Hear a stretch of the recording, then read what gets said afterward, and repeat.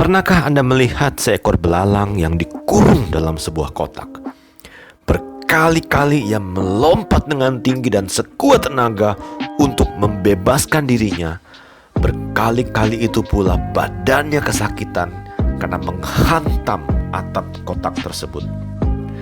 Selang beberapa waktu, kotak itu pun dibuka dan sesuatu yang menarik terjadi pada si belalang. Sekarang ia sudah tidak berani lagi melompat dengan tinggi.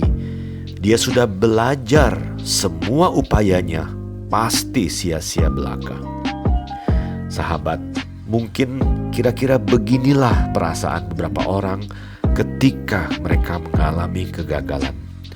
Semakin tinggi mimpinya, semakin banyak usahanya, jatuhnya juga semakin telak dan menyakitkan. Memang hidup ini tidak gampang. Hidup ini ibarat salesman yang lebih banyak mendapatkan penolakan daripada penerimaan. Ada kata bijak yang mengatakan, pernah gagal, tidak pernah mencoba apapun dalam hidupnya. Kalau kita mengalami kegagalan, bisakah kita belajar mengambil hikmatnya dan move on? Ini memang tidak gampang.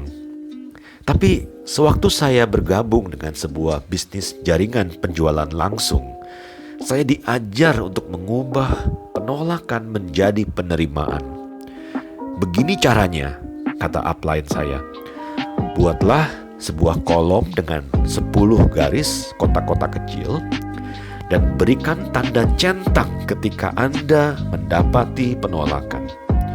Biasanya ketika sudah mendapatkan 9 kali centangan penolakan, maka peluang untuk keberhasilan sudah sangat dekat.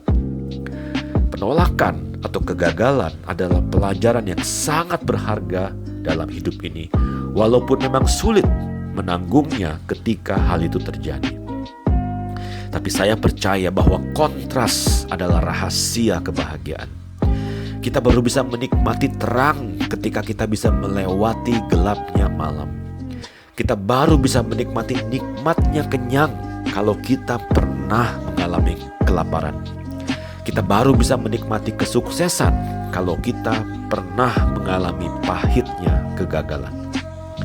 Apa yang kita pelajari dari seorang ibu yang mengandung bayinya 9 bulan dan setengah mati melahirkan anak? Pelajarannya, segala sesuatu yang terlalu mudah kita peroleh biasanya tidak akan dihargai. Kalau Anda punya anak kecil dan satu saat Anda membawanya jalan-jalan ke mall dan dia melihat sebuah mainan dan dia menginginkannya, sebagai orang tua kita bisa memanfaatkan kesempatan ini untuk mengajarkan pendidikan yang sangat penting. Bergantung berapa usia anak, kalau anak sudah bisa diajak ngobrol dan sudah bisa mengerti, dia bisa kita ajarkan untuk mendapatkan keinginannya dengan usahanya sendiri. Anda bisa mengatakan, ayah dan ibu akan bantu membayar separuh harga mainan ini. Tapi nak, kamu harus bisa menabung uang jajan sekolahmu supaya kamu bisa membeli mainan ini dengan uang tabunganmu sendiri. Tahu nggak nak, itu artinya apa? Artinya kamu harus bisa menahan diri dan tidak terlalu banyak jajan di sekolah supaya uangnya bisa kamu tabung dan kamu bisa kembali bersama dengan ayah dan ibu untuk membeli mainan ini. Dengan begitu, anak akan belajar bahwa ia boleh menginginkan sesuatu dan ia pun sanggup untuk meraihnya. Kegagalan mengajarkan kita menjadi orang yang lebih tangguh. Ada sabda Tuhan yang mengatakan, kalau aku jatuh 7 kali, maka 7 kali pula aku akan bangkit. Orang yang jatuh dan bangkit lagi ketika mencoba akan mengundang simpati dan rasa kasihan orang lain. Akibatnya, akan ada orang yang datang dan membantunya.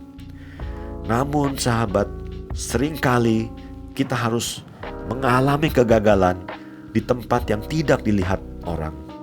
Kita berada di ruang-ruang yang tersembunyi, tapi percayalah bahwa apa yang tidak bisa dilihat oleh orang akan dilihat oleh Tuhan. Jika kita sudah mencoba berbagai cara, yakinlah Tuhan akan membantu. Tuhan itu bukan bawahan kita. Namanya saja Tuhan Sang Pencipta. Dia akan melakukan apa yang tidak mampu, tidak sanggup kita lakukan. Dia tahu kita ini hanya debu dan tanah belaka, dan kekuatan kita sangat terbatas. Tuhan peduli kepada kesuksesan dan kebahagiaan kita. Tapi kita harus melakukan bagian kita dengan sebaik-baiknya dan semaksimal upaya yang sanggup kita kerahkan. Bukankah ada tertulis, sesungguhnya Allah tidak akan mengubah keadaan suatu kaum sebelum kaum itu mengubah keadaan mereka. Jadi sampai kapan kita mencoba? Ya, sampai berhasil. Anda tidak akan menghentikan upaya seorang anak kecil yang sedang belajar jalan, kan? Kegagalan mengajarkan kita untuk menjadi orang yang rendah hati. Kita dipaksa mengakui bahwa kita tidak tahu segalanya. Kita tidak bisa mengatakan, saya berhasil seolah-olah itu adalah usaha saya. Coba dengarkan kalimat ini. Saya berhasil mendapatkan wanita itu. Saya berhasil mendapatkan posisi yang saya inginkan. Sekarang coba bandingkan dengan kata saya beruntung. Saya beruntung mendapatkannya. Saya beruntung mendapatkan posisi itu. Kan rasanya lebih nyaman di hati ya kalau kita mengatakan saya beruntung. Karena kalau saya berhasil, kesannya kan seolah-olah ini upaya saya sendiri gitu. Padahal tidak ada satupun keberhasilan yang adalah hasil dari usaha kita sendiri. Pasti ada dukungan, ada doa dari keluarga dan teman-teman, dan ada restu dari Tuhan yang Maha Esa. Sekuat-kuatnya kita mencoba dan berusaha, kalau Tuhan tidak memberkati, Tuhan tidak membuka jalan, semua itu akan sia-sia belaka. Kalau kita pernah mencoba dan gagal, itu artinya sahabat, kita butuh kekuatan tambahan. Kita butuh kekuatan Tuhan.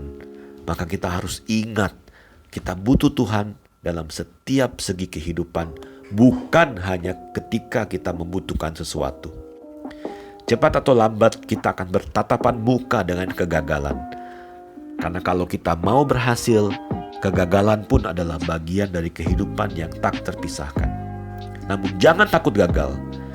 Jika kegagalan adalah rahasia kesuksesan, maka siapkanlah diri kita untuk gagal sebanyak-banyaknya. Thomas Alva Edison mengatakan, saya tidak gagal. Saya hanya 49 cara yang tidak efektif. Ia juga menambahkan, ketika seseorang berhenti, dia tidak menyadari sebenarnya sudah sangat dekat ia dengan keberhasilannya. Maka sahabat, kalau Anda pernah gagal tapi Anda terus mencoba, jangan-jangan keberhasilan Anda sudah sangat dekat.